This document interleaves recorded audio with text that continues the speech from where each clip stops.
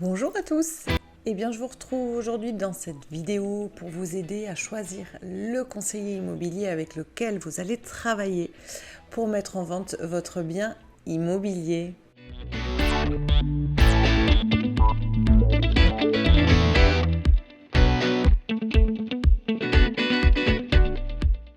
Alors, la première chose à faire, c'est évidemment de vérifier qu'il est bien titulaire de la carte professionnelle. Aujourd'hui, la législation française oblige l'agent immobilier à détenir cette carte professionnelle. Dans le cas de mandataire immobilier, c'est le réseau directement qui détient cette carte-là. Donc pour mon cas, effectivement, c'est Safety qui détient la carte professionnelle et il me mandate pour vendre des biens immobiliers. Cette carte va vous garantir que l'agent immobilier répond aux critères d'accès à la profession. Ensuite, je vous conseille de choisir un spécialiste de votre secteur. Le conseiller immobilier doit connaître par cœur tous les alentours. Si vous demandez à un conseiller que vous connaissez bien mais qui est à 300 km de Bordeaux par exemple, il ne sera peut-être pas aussi efficace que le conseiller immobilier qui habite pas loin de chez vous.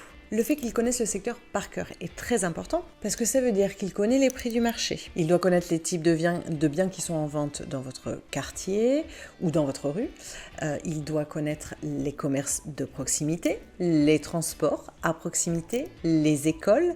Il doit connaître finalement tout le secteur par cœur pour pouvoir vendre au mieux votre bien auprès des acheteurs. Et parce que surtout les acheteurs aujourd'hui ont besoin de connaître tous ces éléments-là pour pouvoir prendre une décision. Demandez à l'agent immobilier, au conseiller immobilier, de quelle manière il va commercialiser le bien que vous allez lui confier à la vente. Aujourd'hui, il est très important que votre bien soit diffusé sur Internet. La majorité des acheteurs regardent dans un premier temps sur Internet pour faire leur choix. Donc faites attention finalement aux photos qu'il va présenter, aux vidéos de présentation de biens qu'il va vous proposer et discutez avec lui de son engagement. En fait, il doit s'engager sur un plan de commercialisation. Il doit vous tenir informé de toutes les actions commerciales qu'il aura mises en place. Il doit également établir des comptes rendus et des bilans, donc des comptes rendus de visite, des bilans des offres que vous auriez pu recevoir, des comptes rendus du nombre d'appels, pour quelles raisons les personnes n'ont pas souhaité visiter votre bien. Si vous vendez votre bien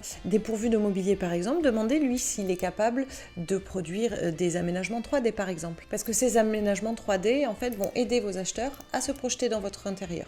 Vous pouvez lui demander aussi de vous parler des biens qu'il a vendus dans le secteur. Si c'est un passionné, vous allez le comprendre tout de suite quand il vous racontera l'histoire de cette vente tout en vous parlant des tendances du marché.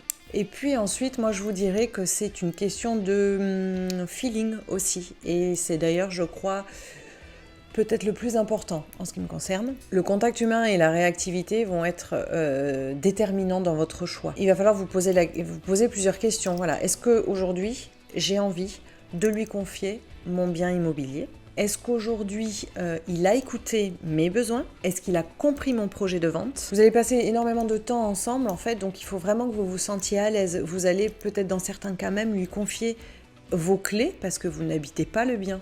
Donc c'est très important. Et si vous avez un doute, ce que vous pouvez faire, c'est aller regarder ses avis sur sa fiche Google, par exemple. Et voilà, cette vidéo est terminée. J'espère que ces conseils vont vous aider à choisir avec sérénité votre conseiller immobilier. Si vous avez besoin d'informations, si vous avez besoin de conseils, si vous avez même un projet immobilier, surtout vous n'hésitez pas à me contacter aux coordonnées qui viennent juste après. Je suis là pour vous et je vous dis à bientôt.